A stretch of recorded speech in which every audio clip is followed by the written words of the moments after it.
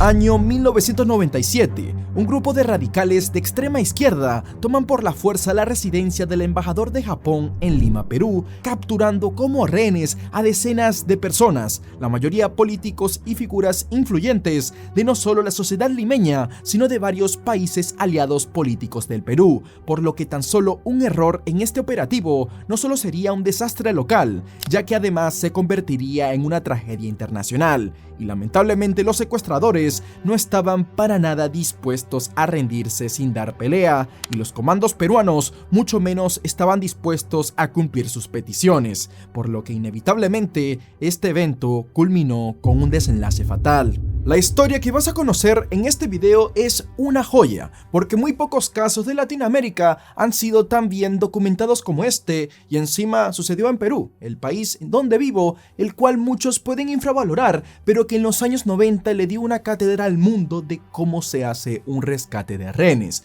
lo cual lo hace el rescate de este tipo más ingenioso de la historia. Tanto así que hasta hay gente que dice que esto fue un montaje, que fue una farsa, y eso lo determinas tú después de terminar el video. Y dicho esto, sin más dilación, empecemos con la historia.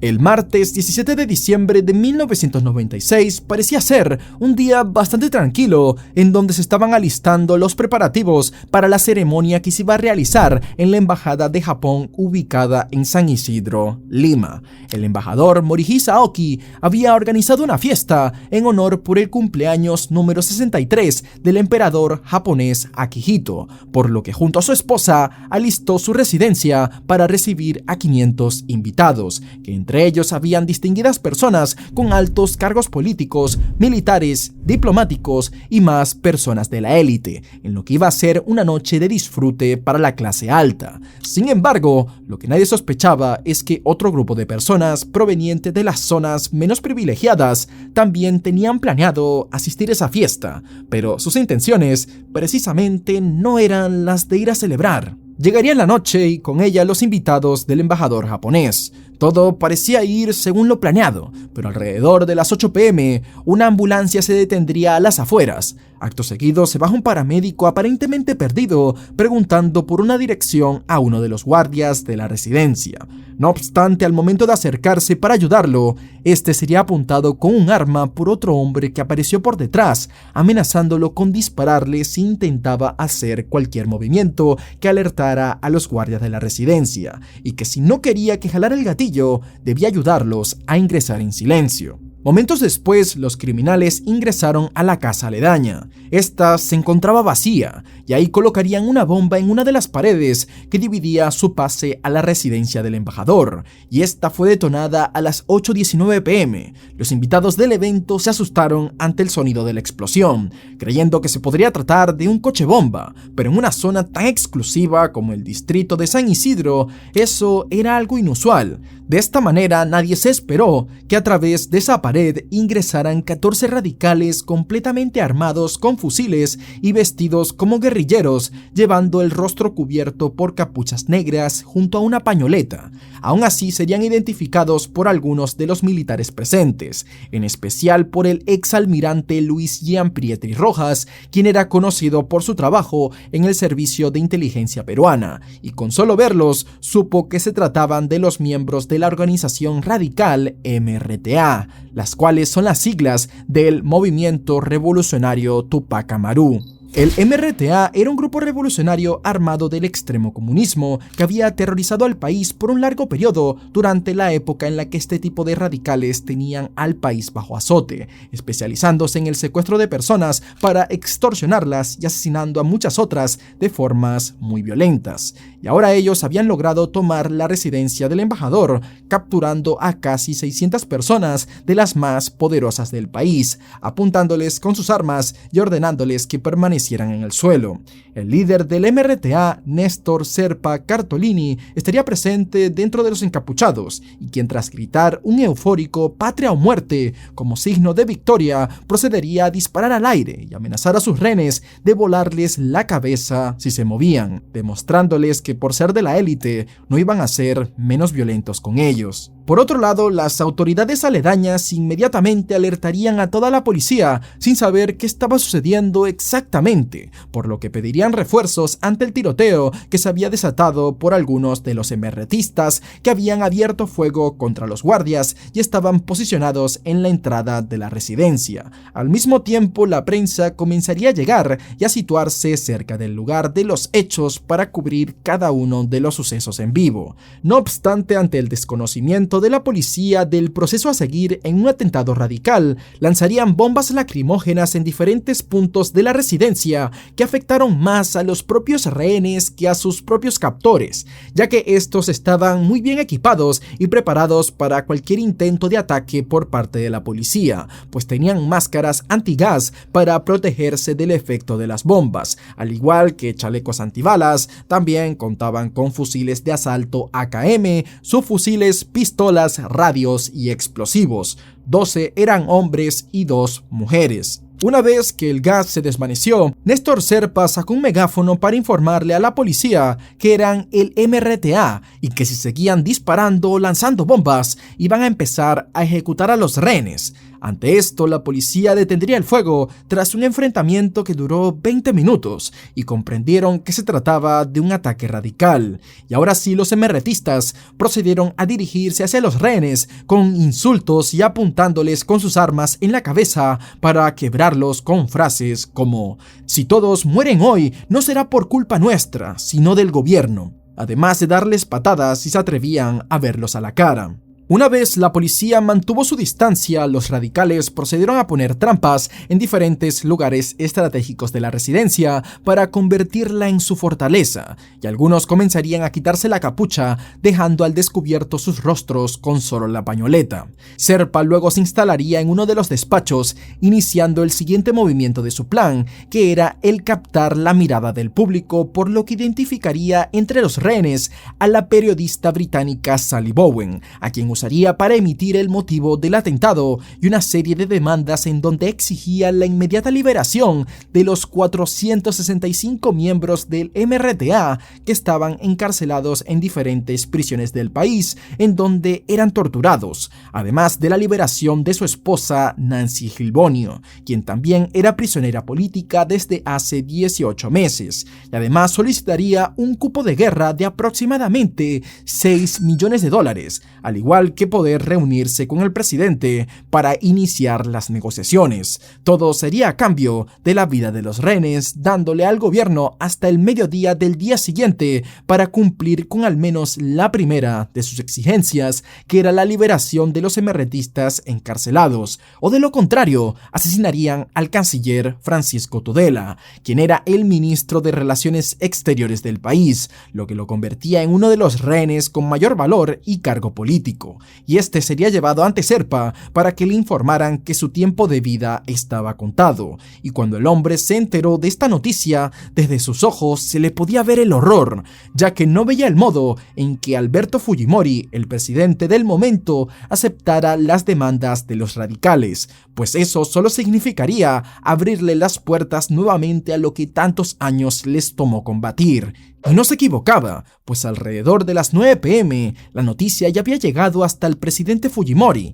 quien estaba reunido en su sala de operaciones y que sabía que entre los rehenes se encontraba su madre, sus hermanos, además de otros de sus familiares, por lo que tomar una decisión no sería una tarea fácil, pues toda su carrera política se había basado en su lucha contra los radicales y se negaba a ceder a cualquier exigencia hecha por un grupo de guerrilleros, menos a negociar, pero ahora se encontraba en una situación en la que sus seres queridos estaban en peligro. Fujimori tenía presente que este atentado no fue una casualidad, pues él era de ascendencia japonesa, y gracias a ello la relación de su gobierno con los japoneses era muy estrecha. Es por eso que atacar al embajador japonés era un punto clave para los emerretistas. De esta manera la situación se convirtió en prioridad nacional. No podían dar un paso en falso. Es así como el presidente se reuniría con su mano derecha Vladimiro Montesinos, quien era el jefe del Servicio de Inteligencia Nacional del Perú, a lo lo que este le sugiere reunir a los comandos peruanos, una unidad antiterrorista de élite, la cual debía evitar a toda costa un combate frontal para evitar víctimas fatales,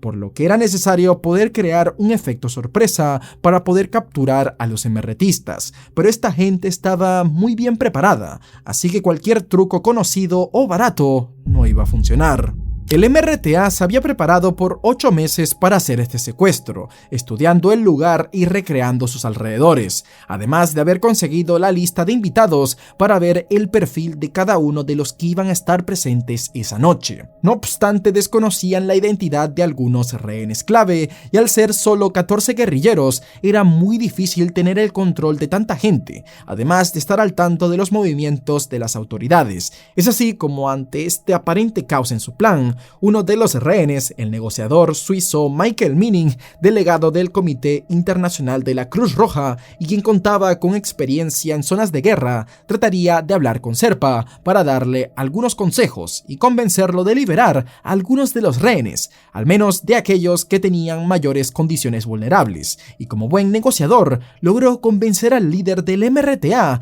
pintándole que el hacer esto daría una imagen más favorable para su organización ante los ojos del mundo. De esta manera, Serpa gradualmente iría liberando a todos aquellos que no estuvieran conectados con el gobierno peruano. De ese modo, a las 9:45 p.m. empezarían liberando primero a los empleados del evento, luego le seguirían las mujeres y los ancianos, algo que fue muy difícil para muchos de ellos el tener que separarse de sus familiares, pero en esta liberación, sin darse cuenta, también dejaron libres a la madre y a la hermana del presidente Fujimori, y esto sumado a que el alcalde Fernando Andrade también logró escaparse por una de las ventanas. Serpa estaba más que enfurecido, ya que pese a esto, las negociaciones no avanzaban, dejando en evidencia que estaba perdiendo el control de la situación. Las autoridades sospechaban que Serpa no sería capaz de cumplir con aquella amenaza que manifestaba, ya que perdería a su mejor rehén, pero también al desconocer sus intenciones porque estaba acorralado,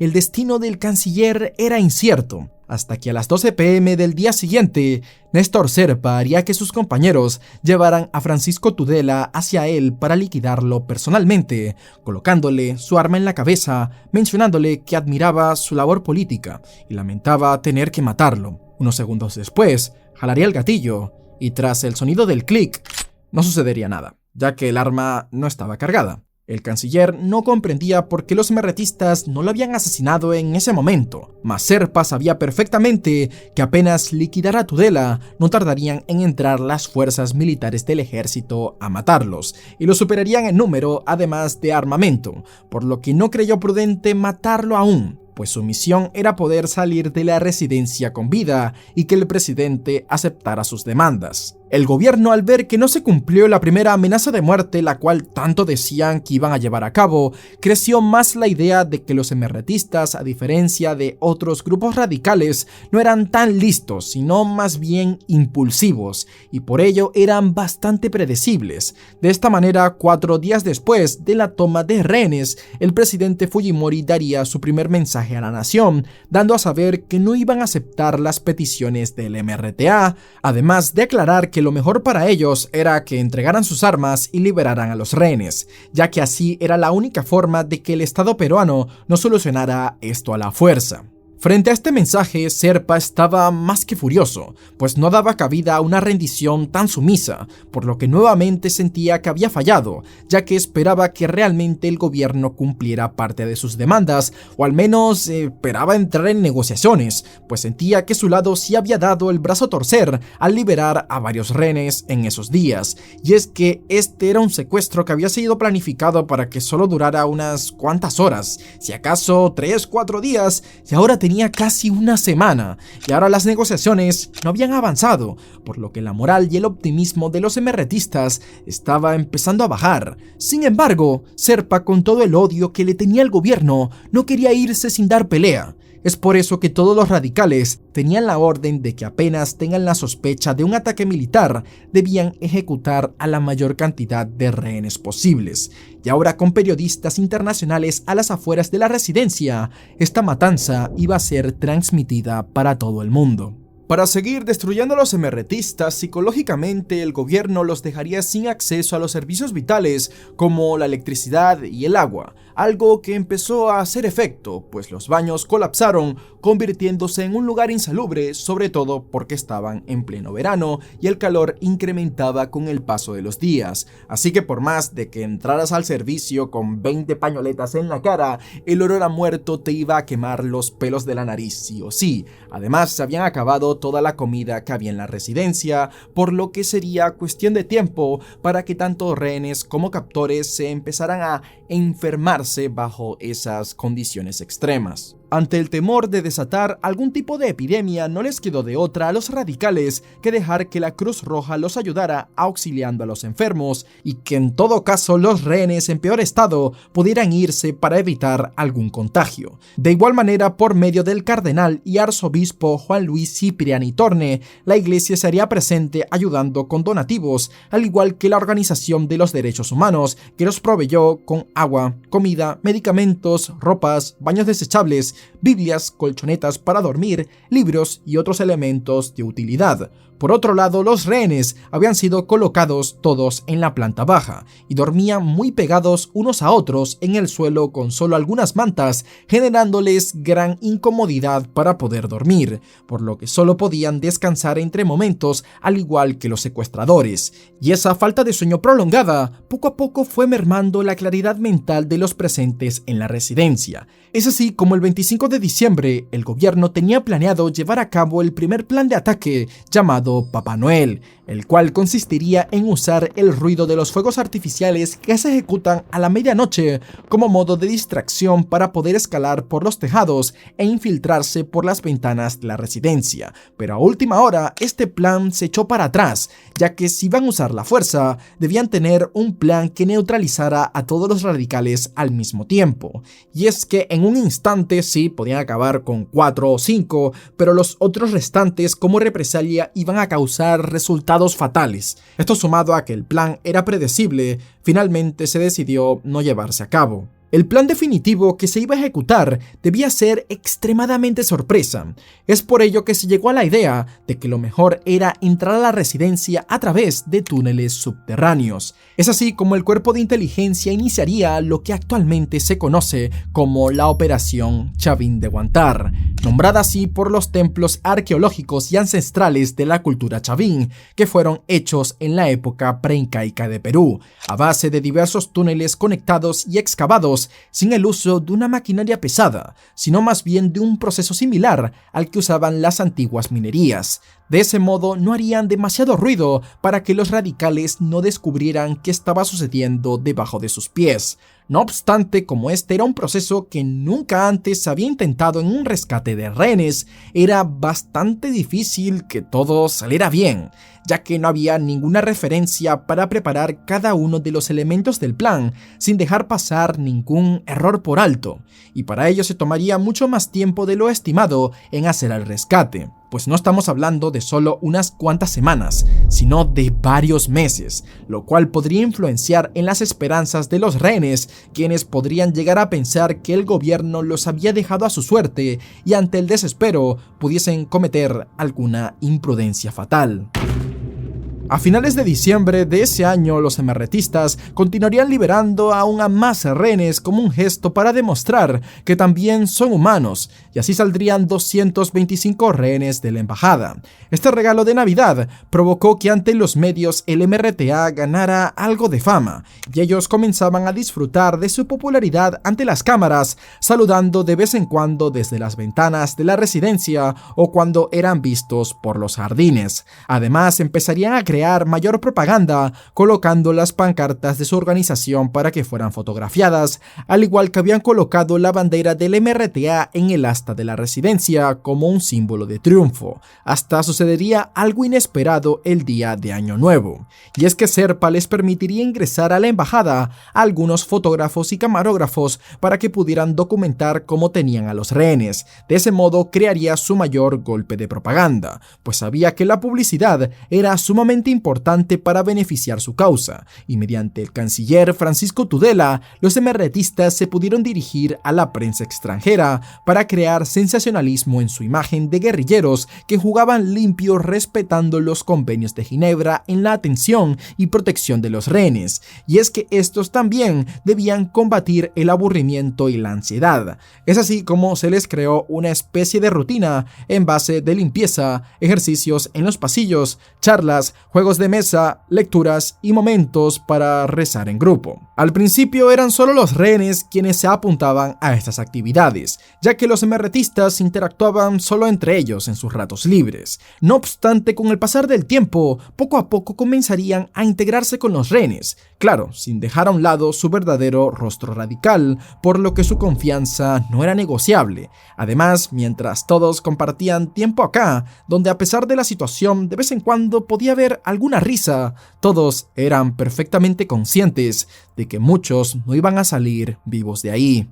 Llegaría el final de enero y seguirían aún todos custodiados en la residencia. Para ese entonces habían hecho algunas negociaciones con Néstor Serpa, en la que él parecía estar de acuerdo con la liberación de todos los rehenes a cambio de algunos de los prisioneros del MRTA, que entre ellos estaría su esposa, pero al final este siempre cambiaba de parecer, manteniéndose firme en sus demandas iniciales, aparentemente por causa de los demás MRTistas que se mostraban en desacuerdo, y que de hacer una huida así, probablemente ya no lo iban a ver como un líder a quien respetar. Como esta situación se había alargado tanto, se empezó a entrenar una fuerza de operaciones especiales, la cual se estaba especializando en solo toma de rehenes. Esta ya era gente con experiencia, pero lo que se estaba haciendo ahora era como el que estudia minutos antes del examen, ya que lo que estaba por venir no iba a ser fácil. Paralelamente, el gobierno ya había reclutado en secreto a 32 mineros de las afueras de Lima con gran experiencia en minería tradicional, pues solo usarían herramientas ligeras, en donde la más ruidosa solo sería el taladro eléctrico, para lograr excavar los primeros 3 metros de profundidad por debajo de la residencia. El plan consistiría en 3 túneles que partirían desde las casas alquiladas que estaban a la espalda del lugar y que se conectarían mediante un túnel principal de 20 metros de longitud que atravesaba el jardín de la residencia, desembocando en 4 puntos en donde el último estaba destinado a que pasaran los explosivos que iban a ser detonados en 3 áreas de la residencia: la cocina, el comedor y el salón de baile. De ese modo se detonarían las 3 cargas explosivas simultáneamente y los atacarían de frente, por detrás y por los costados, para que no pudieran escapar los emerretistas y quedaran totalmente aturdidos. Asimismo, a través de los otros túneles restantes ingresarían 140 soldados de los comandos especiales que contaban con experiencia en guerra antiterrorista en campo abierto. De esta manera, los mineros tuvieron que ser instalados en esas casas alquiladas,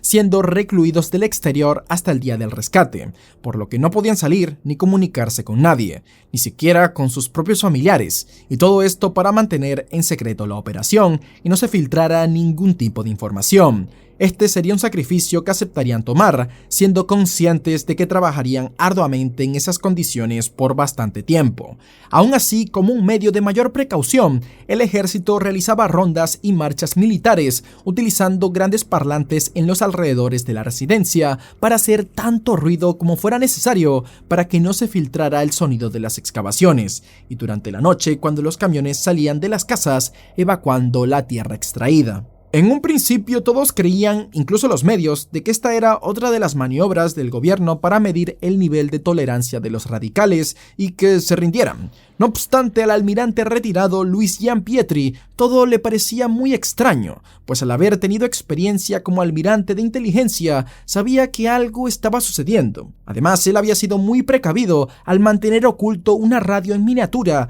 que el gobierno le había provisto clandestinamente de la vista de los emerretistas para darles la información precisa, actividad que hacía usando un lenguaje en clave, ya que era una tarea bastante peligrosa, porque de ser descubierto, sin duda, se iba a iniciar una matanza. Algo que muy pocos sabían era que dentro de las provisiones que llevaba la Organización de Derechos Humanos, la Cruz Roja y la Iglesia, se habían infiltrado micrófonos junto a cámaras de video, pues inteligencia había preparado dichos artefactos de un tamaño tan minúsculo que se podían ocultar en libros, botellas de agua, juegos de mesa, crucifijos, escobas, cajas de frutas, cuadros religiosos, entre otros, siendo un total de 800 micrófonos indetectables que fueron colocados en posiciones estratégicas que lograron pasar desapercibidos, y los emerretistas no sabían que el gobierno estaba escuchándolos y observándolos en cada momento. Además de que estaban siendo espiados no solo por Gianpietri, sino por varios de sus rehenes que eran oficiales militares y habían asumido la responsabilidad de esconder y de colocar los dispositivos en lugares seguros de la residencia, por lo que cada vez que Luis Gianpietri se paseaba por los pasillos murmurando frases raras de manera extraña o leía su Biblia en voz alta filtrando palabras claves en las oraciones, los emerretistas creían que este había enloquecido por el secuestro, sin sospechar que en la sala de operaciones del gobierno recogían toda la información valiosa que él les estaba dando. Pese a todos los esfuerzos de las autoridades, ya habían pasado casi 3 meses de la toma de rehenes y desde hacía 41 días que no liberaban a nadie, y los emerretistas no pensaban liberar ni a uno más de los 72 que quedaban hasta que el gobierno finalmente se animara a cumplir sus peticiones. Para este momento, Zerpa sentía que le habían tomado el pelo, y su indignación subió aún más cuando el 7 de marzo de 1997, el periódico La República puso en su titular y como primera plana la existencia de los túneles, algo que tanto se trabajó en mantener en secreto, llegaría a oídos de los emerretistas, quienes al saber la noticia se pondrían mucho más a la defensiva, tensando demasiado el ambiente en la residencia, pues se desconocía si Zerpa daría la orden de matarlos a todos ante esa información. Pero el presidente Fujimori, que estuvo en silencio durante meses, tuvo que salir a hablar en los medios, declarando que no negaba la posible existencia de los túneles subterráneos, al igual que eran tan probables como un plan de ataque aéreo o el uso de francotiradores con gases paralizantes como cualquier otro método raro de combate. Estas palabras de alguna forma lograrían despistar a los radicales sobre la verdadera operación, pues no sabían qué podría llegarles primero, aunque se tuvo que paralizar el trabajo de los túneles por unos días para replantear la fecha del rescate. Por mucho que esto pudo crear ánimos como desánimos, igual los emerretistas sabían que el gobierno iba a actuar de cualquier manera, solo que no sabían cuándo o cómo, y se les estaba acabando el tiempo para aceptar lo que les habían ofrecido. Es así como todo el estrés se podía ver en el rostro de Zerpa, quien se comenzaba a inquietar con el paso de los días y actuaba cada vez más violento frente a los rehenes, posiblemente aturdido por todo el ruido diario que hacían los parlantes como método de tortura psicológica, aunque habían momentos en que los emerretistas se disipaban jugando al fútbol con sus camaradas por las tardes en uno de los salones. Sin embargo, Zerpa sabía que no habían obtenido ningún logro, menos alguna de sus demandas, por lo que empezaba a rendirse por la falta de progreso en su lucha, y reconsideró la liberación de los rehenes a cambio de que los dejaran abandonar la embajada en paz para que se pudieran ir a Cuba, en donde serían recibidos por sus iguales, y varios de los emerretistas también compartían el mismo sentir, pero por otro lado esta huida les iba a dejar muy mal sabor de boca, ya que esto iba a significar fallarle a sus camaradas que estaban en prisión. Para este entonces ya la situación se había alargado al mes de abril y ya había pasado el tiempo suficiente como para que el gobierno detectara patrones en las actividades de los emerretistas, quienes organizaban mayormente sus rondas de seguridad durante las noches haciendo guardias o durmiendo junto a los rehenes, pero a pesar de que trataban de ser muy cautelosos, dejaron un punto al descuido, pues todas las tardes, al menos 8 de ellos, se dedicaban a jugar partidas de fútbol dentro de la residencia por 1 hora aproximadamente, por lo que este se determinó como el momento ideal para atacar por sorpresa y detonar parte de los explosivos en esa sala, en donde se reunían a jugar para eliminar a la mayor cantidad de emerretistas posibles de un solo golpe. Además, Zerpa había reubicado a todos los rehenes al primer piso cuando creyó escuchar ruidos extraños que le hicieron sospechar pensar que estaban excavando un túnel por debajo de la planta baja, lo que le facilitó sin querer el trabajo a las fuerzas especiales de tener concentrados a los rehenes en un solo lugar cuando se diera la evacuación. Es así como finalmente, tras meses de arduo entrenamiento, el 16 de abril sería el último día en que las fuerzas especiales realizarían su ensayo final, y este sería supervisado directamente por el propio presidente Fujimori, acompañado del general Nicolás Hermosa Ríos, quien era el responsable de la estrategia militar. El resultado del último ensayo fue más que efectivo y convenció lo suficiente al presidente como para que le ordenara al coronel José Williams de que estuvieran preparados para que en pocos días se efectuara finalmente la operación secreta. Por el lado de inteligencia, se le darían instrucciones cifradas al almirante Gianpietri sobre la fecha del rescate para que le advirtiera al resto de los rehenes y estuvieran preparados ese día 10 minutos antes de que comenzara la operación para que se mantuvieran lo más lejos posibles de los emerretistas, quienes seguramente iban a ir a por ellos ya que sabían que no iban a poder derrotar a los militares. Además, se había planificado que estuvieran vestidos de manera diferente para que se diferenciaran de los radicales, por lo que usarían ropas de colores claros, ya que los emerretistas usualmente usaban ropas oscuras. Todo estaba listo, los túneles habían sido terminados, las fuerzas especiales estaban preparadas y los rehenes estaban ansiosos por la oportunidad de salir, aunque temían de que no todos tal vez salieran con vida. Es así como por fin, tras 126 días de secuestro, se dio la luz verde para la operación Chavín de Huántar. 22 de abril, año 1997, hora 2:30 p.m. El cuerpo de inteligencia ya había notificado a los demás cuerpos que Serpa junto a los otros emerretistas habían comenzado su clásica tarde de partido de fútbol, siendo comprobados a través de las cámaras de vigilancia y por la radio del almirante Gianpietri, que les dio su ubicación exacta. De esta manera, 140 soldados de fuerzas especiales tomaron posición en los túneles y casas aledañas en la espera de las órdenes definitivas, mientras que en la residencia los rehenes ya se habían preparado dejando las puertas del primer piso abiertas y vestidos con ropa clara. Algunos de ellos habían despedido, pues el riesgo de morir era muy alto. Es más, sería mentir no pensar que al menos una decena de ellos iba a perder la vida esa tarde, y la mayoría estaba seguro de que el canciller Tudela iba a ser el primero, pues los emerretistas constantemente lo habían amenazado con matarlo primero bajo cualquier circunstancia de ataque, y 47 minutos después, a través de un teléfono celular, el presidente autorizaría el inicio de la operación. Llegó la hora cero y desafortunadamente sucederían dos imprevistos. El primero fue que unos minutos antes de que se iniciara el operativo, apareció de la nada un helicóptero de la policía volando sobre la residencia que casi malogró la operación, pues el ruido alertó a los emerretistas, quienes pararon de jugar poniéndose a la defensiva, estando en posiciones separadas. El segundo imprevisto sucedió 41 segundos después de que se diera la orden, pues hubo un problema técnico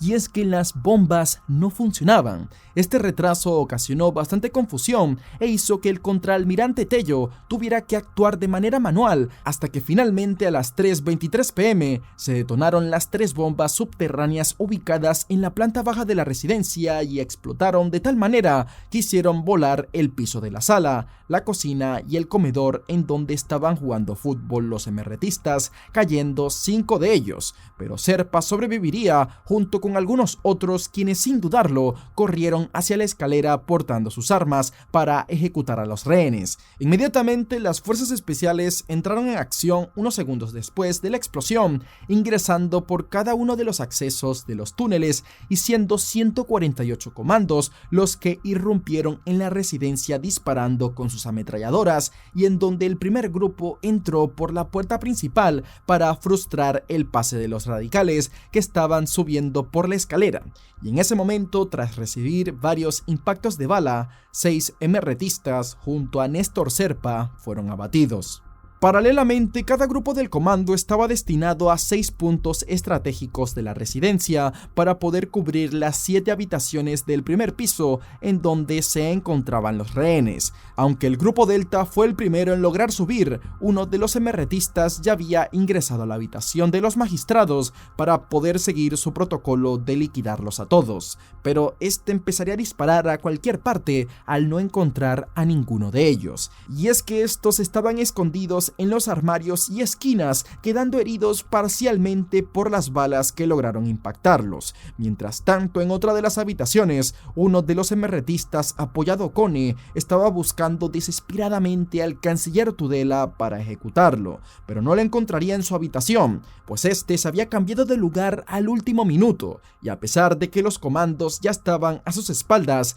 este no se detendría hasta que vio a lo lejos al canciller huyendo, por lo que le lanzó una granada que explotó en el aire, pero que dejaría a Tudela con varias esquirlas en la espalda. No obstante, el emerretista sabía que no lo había liquidado, así que lo siguió con su arma hasta la azotea, en donde justo se le aparecería el coronel Juan Valer Sandoval con su comando, y cuya misión era proteger la vida del canciller, y así lo harían, pues lograrían sacar a Francisco Tudela con vida, pero el coronel murió protegiéndolo tras ser alcanzado por 2 disparos que le dieron en el cuello e hígado. Su sacrificio no sería en vano, pues eliminarían al emerretista tras ser acribillado por otros de los miembros del comando. Por otro lado, todo el rescate estaba saliendo mejor de lo planeado, pero cuando los empresarios japoneses y el embajador Aoki estaban por ser evacuados debido a que estaban acorralados, tuvieron que huir del fuego saltando por una de las ventanas del primer piso, la cual estaba a 4 metros de altura del suelo,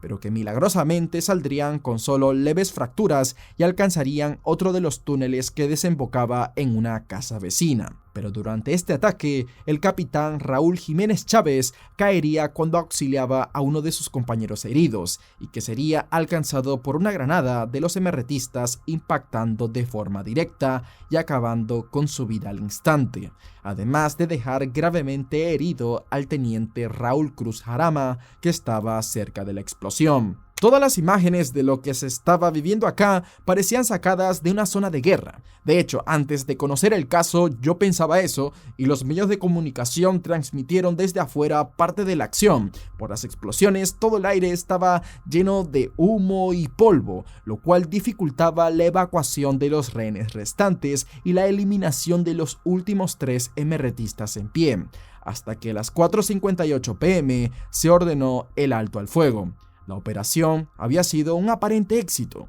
Los 14 emerretistas habían sido abatidos. Además, había conseguido el objetivo de tener pocas bajas a las pronosticadas en el mejor de los escenarios, aunque hubo varios heridos, y el más grave fue el teniente Raúl Cruz, a quien tendrían que amputarle una pierna por la explosión de la granada. En el rescate, solo uno de los rehenes perdería la vida, que sería el magistrado de la Corte Suprema Carlos Yusti Acuña, quien había sido alcanzado por un disparo en la vena femoral en una de sus piernas,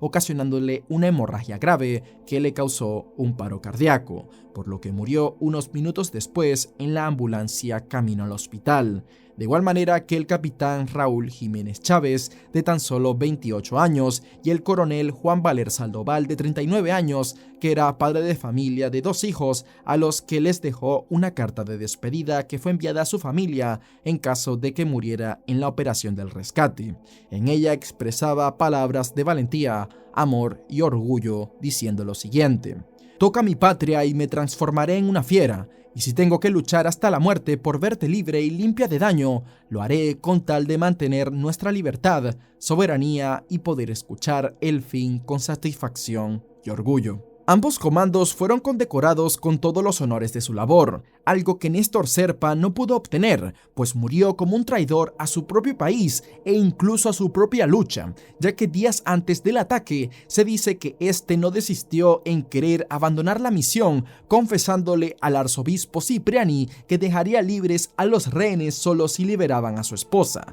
traicionando de ese modo a sus propios compañeros, y que ni siquiera tuvo el efecto que esperaba, porque el presidente presidente Fujimori rechazó su oferta, pues para ese momento ya estaba decidido en exterminarlos a todos y la jugada le salió muy bien, ya que eliminó al MRTA por completo. El triunfo militar se celebró con la llegada del presidente a la residencia y la felicitación de todos los comandos entonando en voz alta el himno nacional. Aunque este parecía ser el fin de una pesadilla que duró 4 meses, esta no terminaría del todo, puesto a que unos años después los familiares de los emerretistas y unas agrupaciones de derechos humanos harían varias denuncias en torno a la supuesta existencia de ejecuciones extrajudiciales. Concretamente, el ex-REN Hidetaka Ogura aclamó que 3 guerrilleros emerretistas que se habían rendido y bajado sus armas fueron abatidos. Este incidente generó inquietudes sobre una posible violación de los derechos humanos,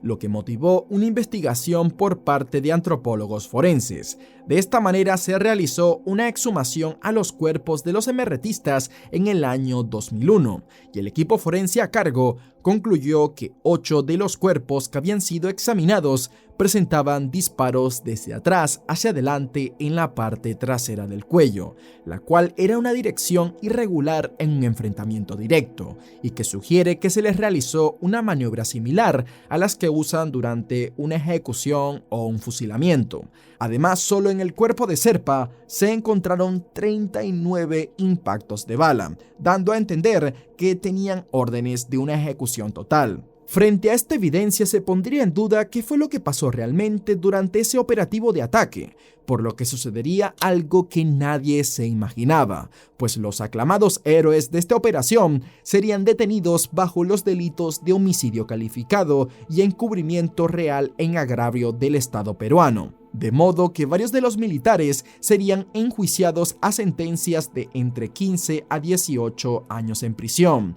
No obstante, esto parecía ser un descaro total para varios peruanos que habían tenido que sobrevivir décadas de terror por causa de estas organizaciones criminales, y para ellos los militares sí debían ser considerados como héroes, pero también había otro grupo de gente que sentía cierta empatía por los emerretistas, puesto a que varios de los que ingresaron a esa residencia tenían entre 15 y 20 años, siendo demasiado jóvenes e ignorantes, pues carecían de educación, ya que el MRTA tenía la fama de hacer sus reclutamientos, si es que así se le puede decir, en base del secuestro de varios niños en las zonas alejadas de la selva peruana, para así aprovecharse de sus condiciones empobrecidas y convertirlos en guerrilleros a su causa. Es decir, les lavaban el cerebro y luego los ponían a luchar para ellos. Y este tema es muy difícil de juzgar, en el cual cada quien barre para casa, así que quién tiene la razón es difícil de decir.